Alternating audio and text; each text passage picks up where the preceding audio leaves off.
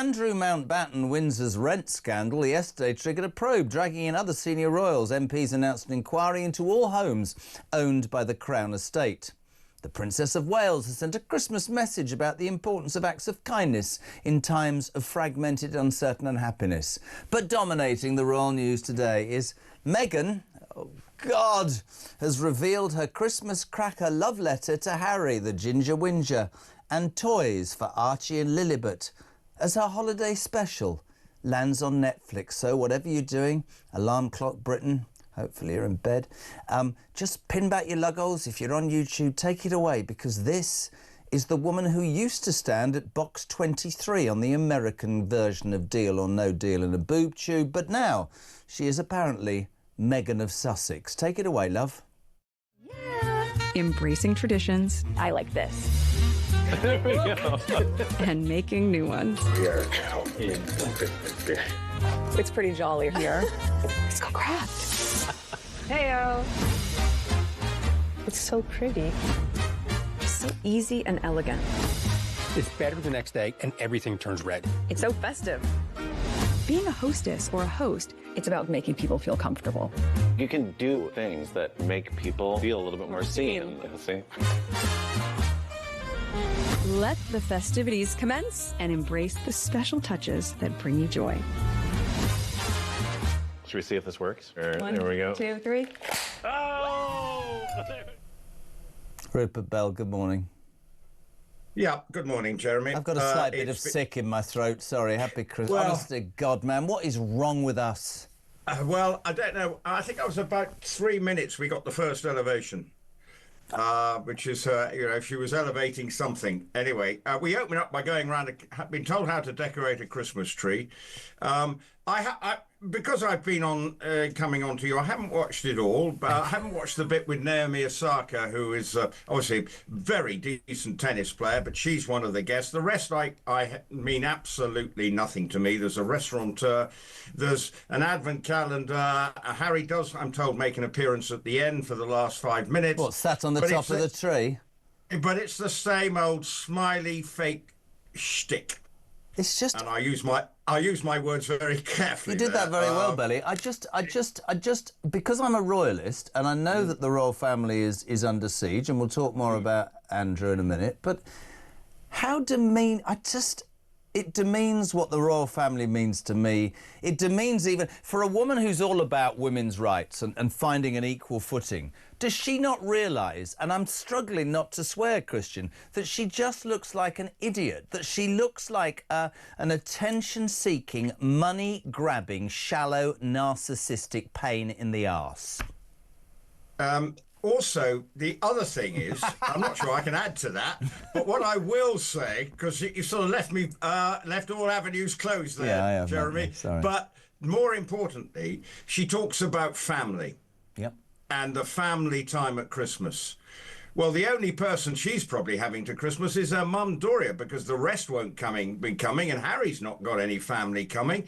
So... you know, that's where it all seems to unravel. You can tell us how to have a happy family Christmas, but in her case, it's finding some B-list celebrities to come along, and maybe not even B-list, that may be giving them too much credit, but actually to come along and be part of something. We obviously know it's been recorded, it's been sort of, you know, the way these Christmas programs are done, months in advance, obviously, whether it was filmed around Christmas last year, which would have been authentic. Maybe we should be seeing, and I don't know whether we do because I haven't seen it all, Archie and Lili opening their advent calendar or something, but we don't, you know, but the family, I don't know whether we see that. I don't think we do. But more importantly, you know, that family thing she's talking about, well, both of them now do not have any family coming to their Christmas. So funnily enough, I will not take lectures on a family Christmas from someone who has no family as part of her Christmas because of what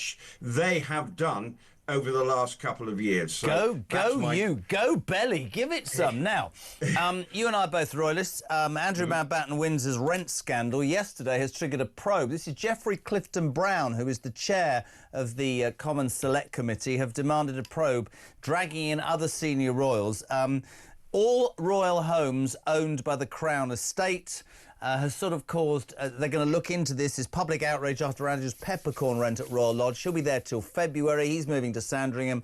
Suddenly, MPs want to know who gets what, how much they pay. This was presumably behind the thinking of getting rid of Andrew Mountbatten Windsor, but it's not going away for the royal family, is it, pal? No, it's not. And actually, forget all the Meghan hoo-ha. There's far more serious stuff going on. And this is more about what the future of the royal family needs to look about. There was a documentary, 3-part documentary hosted by David Dimbleby that is looking at, what is the monarchy for? And the next episode is all about the finances, because obviously the royal family do seem to have protections, it would seem. Well, we know, don't have inheritance tax. There are all sorts of things that leave them subject to investigation and wondering, when everyone else's finances are being analysed and we're being asked to contribute more here, there and everywhere, what are the royal family seen to be living a different life? And I do think this is something the royal family have to be very mindful of. Now they're looking at Prince Edward's arrangements at Bagshot Park. Yeah. Obviously with Andrew, it's a different set of circumstances. He's not, it seems, going to be likely to get much in the way of compensation for giving up his lease early, because it might be found that the Royal Lodge isn't quite in the state that it should be. So there may be, like a lot of people, you rent somewhere, you then find that the landlord charges you here, there and everywhere, but it takes some of your deposit. So there's going to be an element of that about it. But the royal family do need to be very mindful of how their finances are perceived. And it's something the King will need to be looking at. I'm sure the Prince of Wales will be looking at, because he's talking about changing the monarchy in some way. So there's a lot on when it comes to the money side of the royal family that they do need to look at. And maybe Andrew is the catalyst, whether right or wrong, to the royal family finally saying, right, we need to make our finances look fit for the current environment. Talking about longevity of the royal family, which I know you and I are keen to support, do you believe... I mean, I think the reason that they did the Andrew thing quite quickly is I suspect there's going to be more coming out. Do you believe that the British royal family can survive the Epstein scandal and Andrew Mountbatten Windsor, or his name is, in Fergie? Do you think that they can last, or do you think the clamour from the Republican base who jump up and down will get stronger and stronger, Belly? Well, this is the big debate. But I will always say, and even what are you going to replace it with? And even this latest documentary, I think the answer is, well, how are you going to appease, Scotland, Wales, Northern Ireland, England with your head of state? So I just, do you want someone like President Tony Blair? Do you see what I mean?